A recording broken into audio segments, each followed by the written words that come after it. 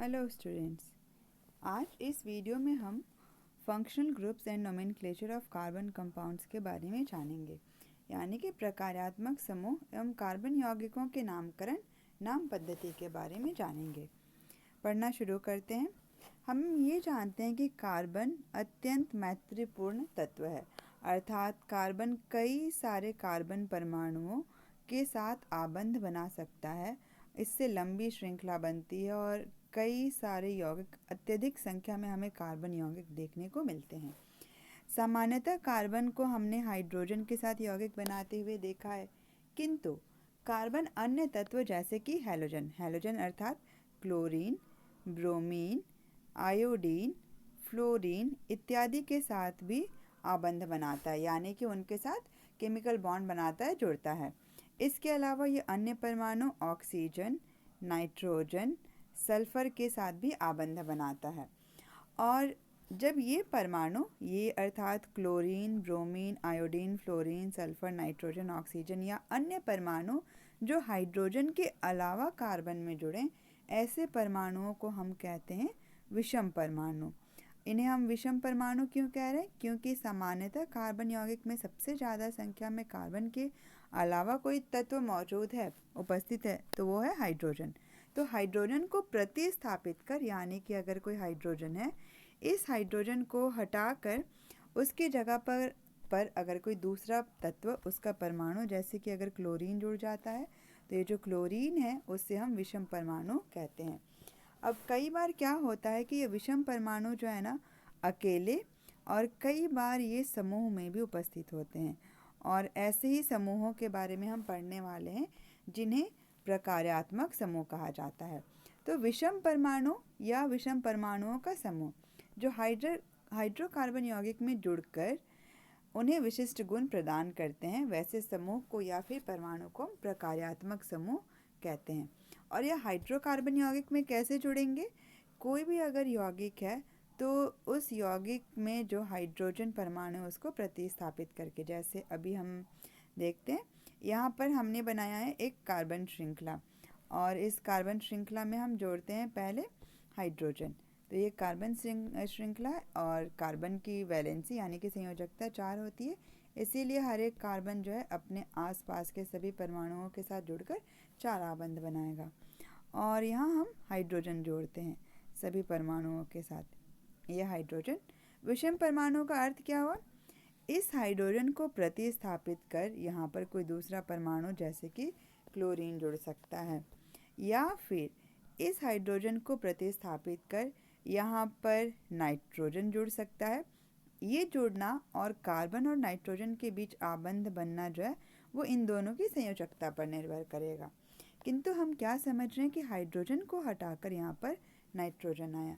ठीक उसी प्रकार अगर यहाँ पर भी हाइड्रोजन जुड़ा हुआ है, तो इस हाइड्रोजन को हटाकर अगर इसकी जगह पर ऑक्सीजन आ जाता है, तो ये ऑक्सीजन परमाणु, नाइट्रोजन परमाणु, क्लोरीन के परमाणु विषम परमाणु हैं, और इनकी वजह से इस कार्बन श्रृंखला को कुछ गुण मिलता है जो इन परमाणुओं पर निर्भर करता है। इसीलिए इन परमाणुओं को या इनके समूहों को हम प्रकार्यात्मक समूह कह रहे हैं। और ये कैसे जुड़ रहे हैं? हाइड्रोकार्बन यौगिक के हाइड्रोजन को प्रतिस्थापित करके। और ये जो गुण हैं वो कार्बन श्रृंखला की लंबाई और प्रकृति पर निर्भर नहीं करते हैं। अब हम आगे पढ़ेंगे कि कौन कौन से विषम परमाणु हैं, उनके प्रकार्यात्मक समूह का नाम और फॉर्मूला क्या है।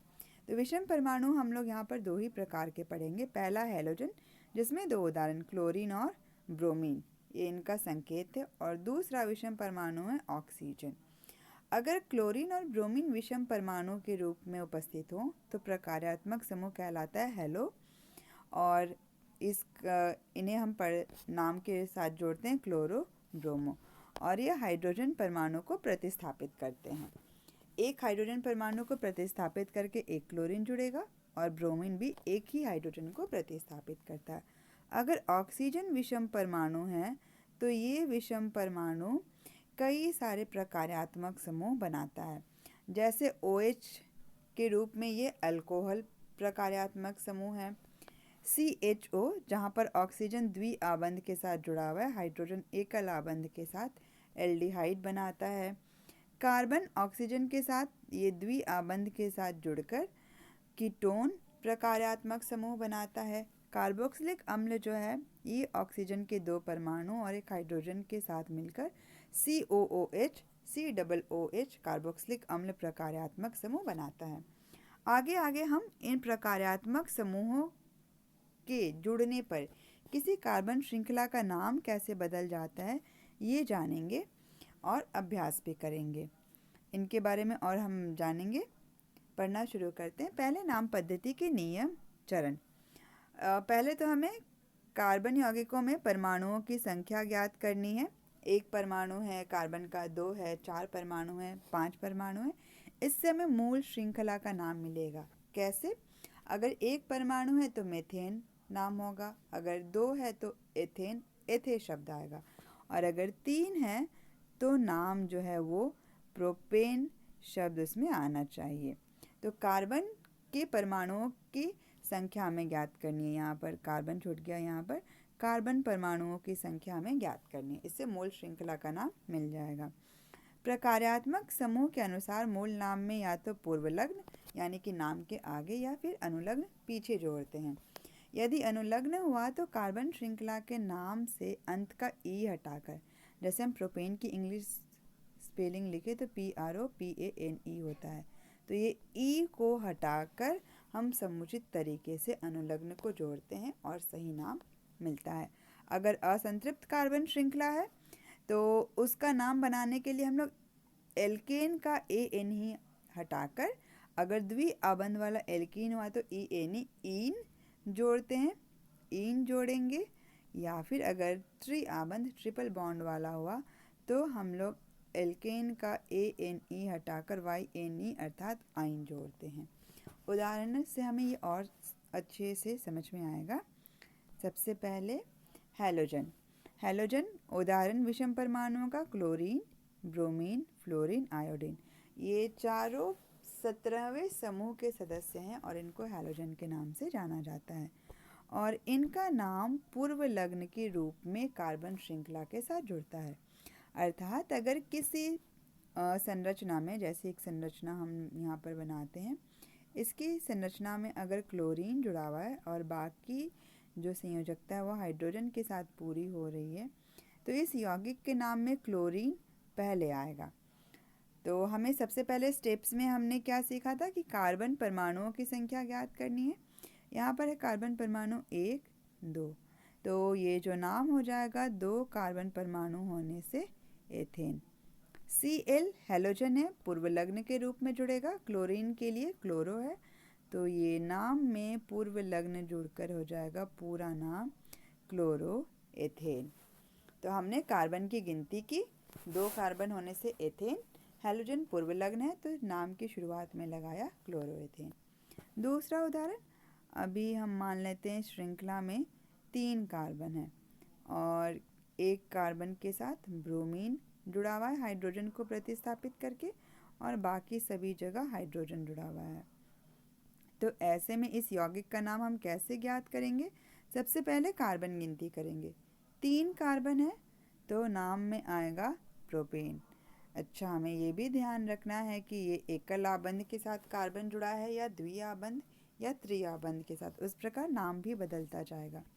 यहाँ पर एकल आबंध है तो प्रोपेन। ब्रोमीन भी हैलोजन है, पूर्वलग्न होगा तो नाम के आगे क्या लग जाने वाला है? ब्रोमो, और इस यौगिक का नाम हो गया ब्रोमोप्रोपेन। और इसका सूत्र हम कैसे लिख सकते हैं? CH3 CH2 CH2 और साथ में हो गया Br। ये सूत्र हो गया, ये संरचना और ये हो गया नाम। क्लोरोएथेन का सूत्र हम कैसे लिख लेंगे? पहले कार्बन के साथ 3 हाइड्रोजन है तो CH3, दूसरे के साथ है 2 CH2 और साथ में Cl। ये सूत्र हो गया। एक और हम उदाहरण से समझते हैं, अगर डबल बॉन्ड यानी कि द्विआबंध हो जाए तब कैसे। हम मान लेते हैं यहाँ पर 2 कार्बन है और दोनों कार्बन आपस में द्विआबंध के साथ जुड़े हुए हैं, और यहाँ पर ये हाइड्रोजन हाइड्रोजन और ये क्लोरीन ने हाइड्रोजन को प्रतिस्थापित किया है। इस यौगिक का नाम क्या हो जाएगा? 2 कार्बन होने से नाम में एथे वर्ड आएगा, लेकिन साथ में देखना है कि ये जो कार्बन है इनके बीच द्विआबंध है यानी कि एल्कीन है, तो नाम हो जाएगा एथीन। अब ये क्लोरीन है तो पूरा नाम पूर्व लग्न में जुड़कर हो जाएगा क्लोरोएथीन। अगर यही ट्रिपल बॉन्ड त्रिआबंध होता तो नाम हो जाता क्लोरोएथाइन। अगला प्रकार्यात्मक समूह अल्कोहल, जिसका फॉर्मूला है OH और ये कार्बन श्रृंखला के साथ जुड़ता है और इसका नाम अनुलग्न यानी कि पीछे जुड़ता है श्रृंखला में ऑल के रूप में। उदाहरण से समझते हैं। जैसे हमने लिखा एक कार्बन और इस कार्बन के साथ ये 3 हाइड्रोजन जुड़े हुए हैं और चौथे हाइड्रोजन को प्रतिस्थापित करके इसमें जुड़ा है OH समूह। अब नाम के लिए हम क्या करेंगे, सबसे पहले कार्बन गिनती करेंगे। एक है कार्बन तो नाम हो जाएगा मेथेन और एकल आबंध का भी ध्यान रखना है। अल्कोहल है OH है, अनुलग्न है ऑल, तो मेथेन में ऑल जोड़ने से हो जाएगा मेथेनॉल, मेथेनॉल हो गया।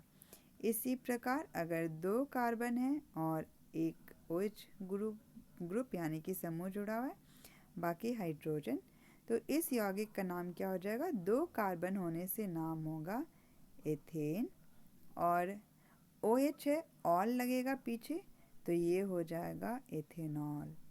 अगर कार्बन कार्बन के बीच द्विआबंध है और बाकी इनकी संयोजकता हाइड्रोजन से पूरी हो रही है तो नाम बदलकर क्या हो जाएगा, 2 कार्बन होने से नाम हो में एथ शब्द आएगा लेकिन द्विआबंध हो जाने से एथीन हो जाएगा।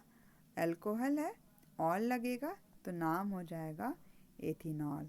और इन सभी का हम सूत्र कैसे लिखेंगे, मेथेनॉल के लिए CH3OH, एथेनॉल के लिए हम लोग CH3CH2OH या फिर हम C2H5OH भी लिख सकते हैं। वैसे ही एथेनॉल के लिए CH2CHOH।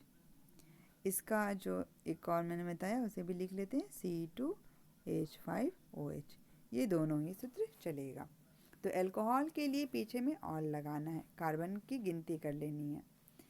तीसरा प्रकार्यात्मक समूह है एल्डिहाइड, जिसका फॉर्मूला है CHO और ये एल्डिहाइड भी नाम के पीछे अनुलग्न के रूप में जुड़ता है और जो नाम ये बदलने वाला है वो अंत में एल हो जाता है। उदाहरण से ये भी समझते हैं।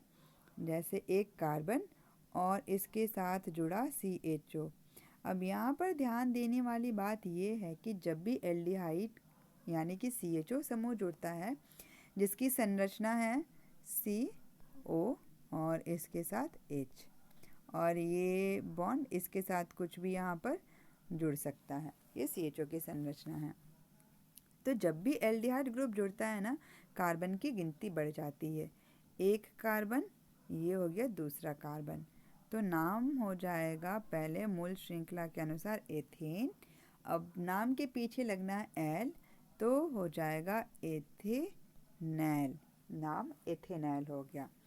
अगर 2 कार्बन आपस में जुड़े हुए हों और इसके साथ एक एल्डिहाइड समूह जुड़ जाए तो कार्बन की गिनती बढ़ गई और 3 कार्बन हो गया। 3 कार्बन होने से यौगिक का नाम होगा प्रोपेन। एल्डिहाइड है एल जुड़ेगा तो ये हो जाएगा प्रोपेनैल। अगर द्विआबंध हो तो प्रोपीनैल, प्रोपाइनैल, तो प्रोपाइन में एल जोड़ देंगे। इनका सूत्र हम कैसे लिखेंगे, CH3CHO, CH3CH2CHO।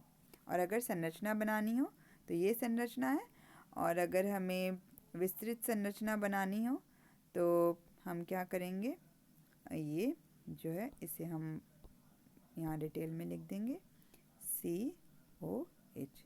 ये बन गई इसकी पूरी संरचना और बाकी हम सभी जगह जोड़ देंगे हाइड्रोजन। ये हाइड्रोजन हो गया। अगले समूह का अभ्यास करते हैं। ये है कीटोन और कीटोन का फॉर्मूला है CO और इसकी संरचना बनती है C द्विआबंध के साथ ऑक्सीजन और कार्बन के दोनों तरफ एक एक कार्बन का जुड़ना आवश्यक है। तो दोनों तरफ एक एक कार्बन जोड़ा जा सकता है। तो जो सबसे पहला और साधारण सा कीटोन बनता है वह है 3 कार्बन वाला कीटोन। और इस कार्बन बीच वाले की तो 4 संयोजकता पूरी हो गई, इनके साथ हाइड्रोजन जुड़ेगा। और नाम कैसे होगा? कीटोन के लिए भी अनुलग्न है और नाम के पीछे लग जाता है ओन। 3 कार्बन है तो 3 कार्बन के अनुसार नाम तो पहले हो जाएगा प्रोपेन, पीछे लगना है ओन, तो प्रोपेन में ओन जोड़ेंगे तो हो जाएगा प्रोपेनोन। दूसरा अगर हम कीटोन बनाएं तो अगर हम कीटोन हमेशा बीच में जोड़ता है क्योंकि इसके कार्बन के दोनों तरफ एक एक कार्बन दिखाया गया है, तो ये इकलौता समूह है जो कार्बन श्रृंखला के बीच में आता है। बाकी किसी भी कार्बन के साथ जोड़े जा सकते हैं। यहाँ पर अगर हमने 4 कार्बन वाला कीटोन बनाया है तो इस प्रकार होगा। और नाम कैसे होगा? क्योंकि यहाँ पर 4 कार्बन है तो नाम में पहले आएगा ब्यूटेन, एक कीटोन समूह है, पीछे जुड़ जाएगा ओन, नाम हो जाएगा ब्यूटेनोन। और अगर हमें इनका सूत्र लिखना हुआ तो CH3 बीच में CO CH3, इस प्रकार ब्यूटेनोन का लिखना हुआ CH3 CO CH2 CH3। इस प्रकार से हम कीटोन के लिए लिखते हैं। ध्यान में रखना है कि कीटोन समूह जो है इसके दोनों तरफ जो है ना एक एक कार्बन का जुड़ना आवश्यक है। अगर कार्बन की जगह किसी प्रकार हमने गलती करके हाइड्रोजन जोड़ दिया तो ये कीटोन बदलकर एल्डिहाइड हो जाता है। जैसे कि अभी ये CO है, हमने इधर C लगाया, इधर C लगाया, ये कीटोन है।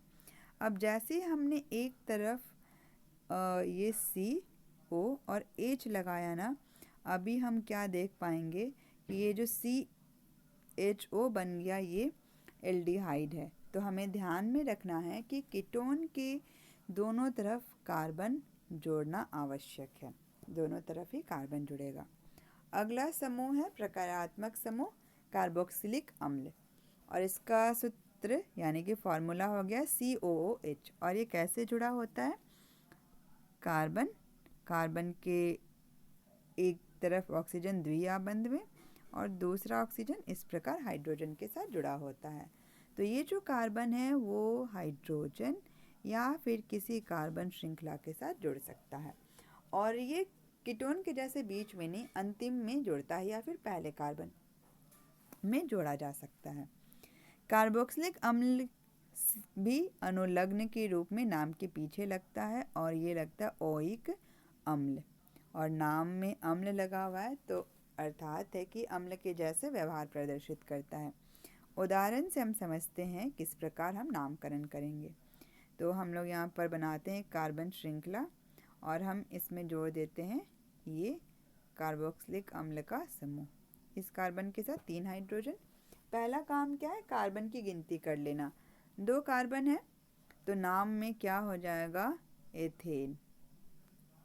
पीछे लगना है ओइक अम्ल, तो एथेन में ओइक लगाएंगे तो बन जाएगा एथेनोइक और अम्ल, एथेनोइक अम्ल। और इसका सूत्र हम कैसे लिखेंगे?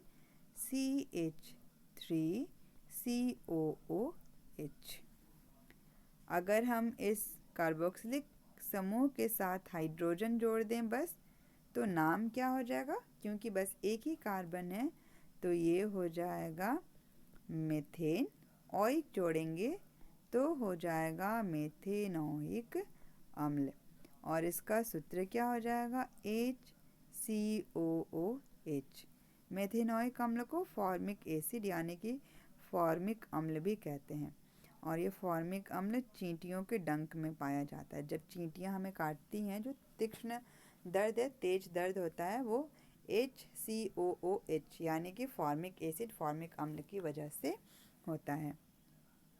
तो ये हम लोग यहाँ पर सीख रहे हैं कि किस प्रकार हम नामकरण करें। कार्बोक्सिलिक अम्ल, उसके पहले कीटोन और उसके पहले एल्डिहाइड।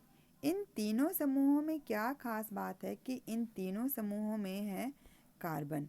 तो जब भी कोई कीटोन जुड़ेगा, CO जुड़ेगा, CHO किसी यौगिक में जुड़ेगा और COOH अगर जुड़ेगा ना, तो कार्बन की संख्या बढ़ जाती है। तो इनके लिए विशेष कर ध्यान में रखना है कि अगर हम एक कीटोन जोड़ेंगे तो कार्बन बढ़ गया एक, CO2 जोड़ने से एक कार्बन बढ़ जाता है।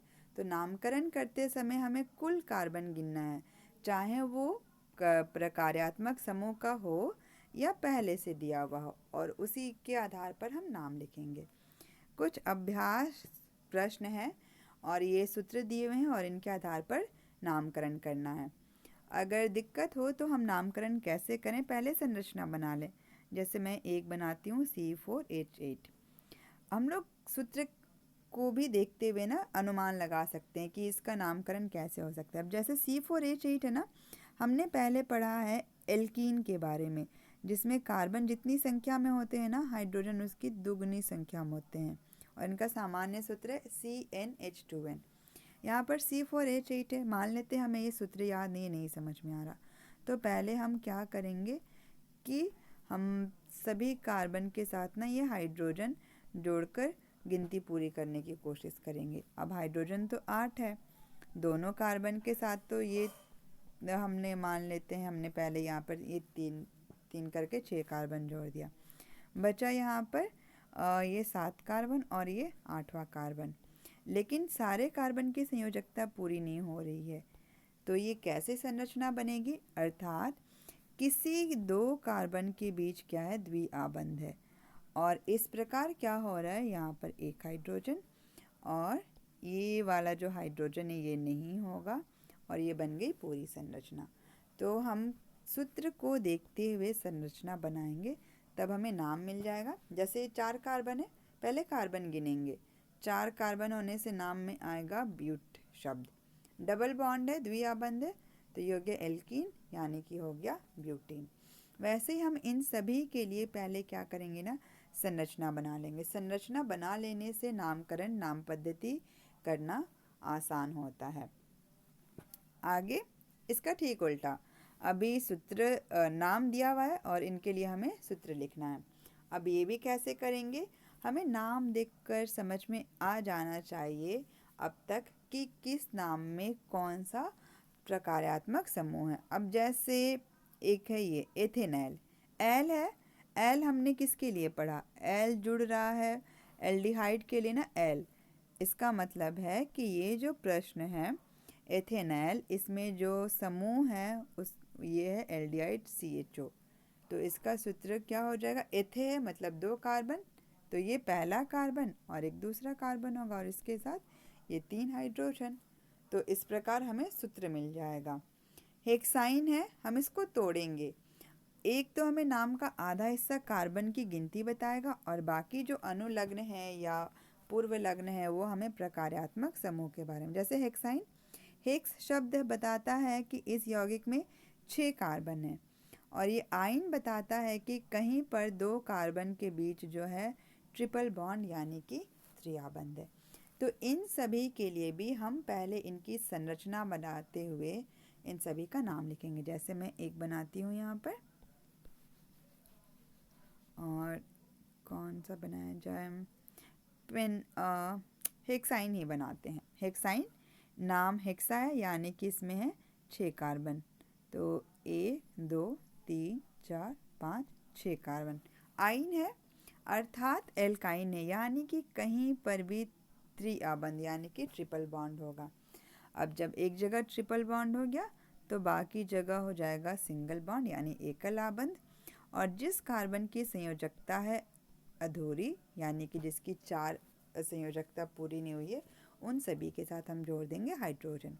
तो ये पहले कार्बन का 3 हाइड्रोजन CH3 CH2 CH2, ये दोनों कार्बन के बीच कुछ नहीं है तो हम ऐसे ही लिख देंगे, और ये जो अंतिम कार्बन है ये हो गया CH3।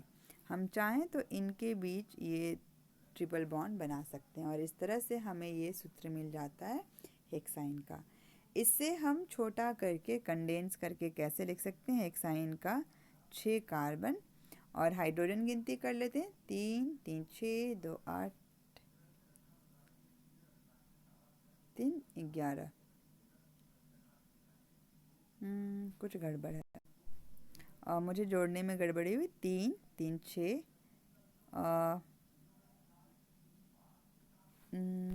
अच्छा, मैंने लिखने में गड़बड़ी कर दी है।